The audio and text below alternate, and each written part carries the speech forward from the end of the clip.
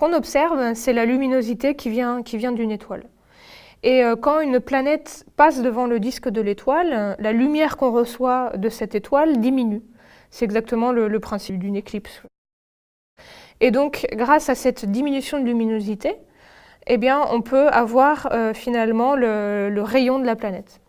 Donc, par exemple, pour la courbe de lumière de TRAPPIST 1, on s'est aperçu qu'il y avait énormément de ces baisses de luminosité qui revenaient. Et donc, quand on a ces données, une chose à faire, c'est de regarder s'il y a des signaux périodiques. Et donc, les signaux périodiques, typiquement, eh ben, ça va correspondre à des planètes. Donc, par exemple, pour la première planète de TRAPPIST 1, la période orbitale, donc la durée de la révolution, c'est 1,5 jours. Donc, en fait, dans les courbes de lumière qu'on reçoit de l'étoile, eh bien, il y a une baisse de luminosité qui revient tous les 1,5 jours. Et en faisant des études de traitement du signal, finalement, sur ces courbes de lumière, eh bien, on a pu découvrir qu'il y avait 7 signaux qui correspondaient à 7 périodes et donc à 7 planètes différentes. Si vous avez juste une planète et une étoile, vous auriez un signal parfaitement périodique. C'est la troisième loi de Kepler. La chose qui est intéressante pour TRAPPIST 1, c'est qu'en fait, une planète n'est pas seule, elle est accompagnée de bien d'autres. Et les planètes vont interagir elles-mêmes gravitationnellement.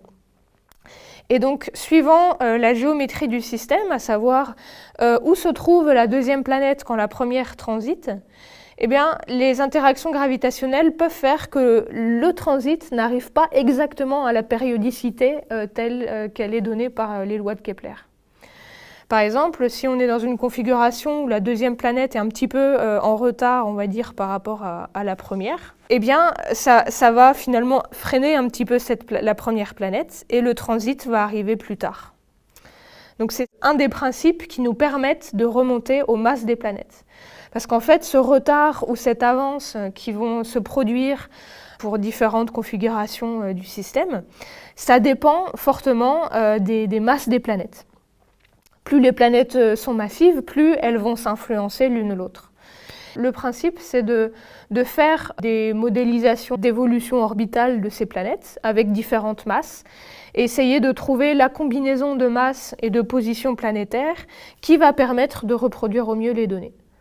Et donc, grâce à cette méthode, on a pu avoir une première estimation des masses des planètes de TRAPPIST 1, mais les données qu'on a actuellement ne sont pas suffisantes pour vraiment pour être très précis finalement sur les masses des planètes. On a quand même une grande barre d'erreur, comme on dit, à savoir qu'une planète, elle peut être aussi bien la moitié de la masse de la Terre comme une fois et demie la masse de la Terre. Donc on a encore pas mal d'imprécisions sur les masses, mais il faut savoir en fait que ce système il est intensivement observé.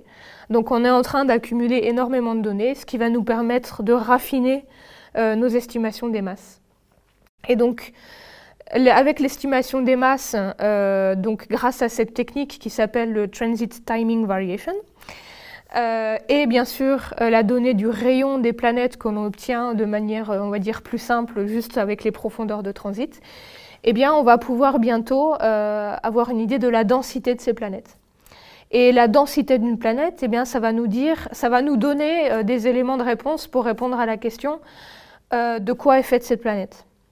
Donc par exemple, si on trouve une planète dont la densité est proche de celle de la Terre, eh ben, on pourra dire que c'est une planète rocheuse, donc avec une surface sur laquelle marcher.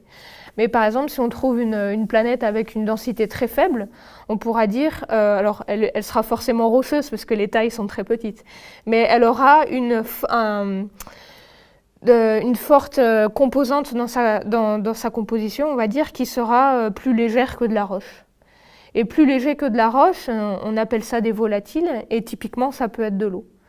Donc on peut, si on trouve des planètes avec une faible densité, ça peut être une signature que ce sont des planètes avec une grande quantité d'eau, ce qu'on appelle des planètes océans dans le monde des exoplanètes. Donc il faut imaginer une planète recouverte d'océans, pour lesquelles l'eau représente une partie très importante de la masse de la planète, ce qui n'est pas le cas pour la Terre. La Terre, on peut avoir l'impression qu'il y a beaucoup d'eau, mais en fait, ce n'est pas une planète océan.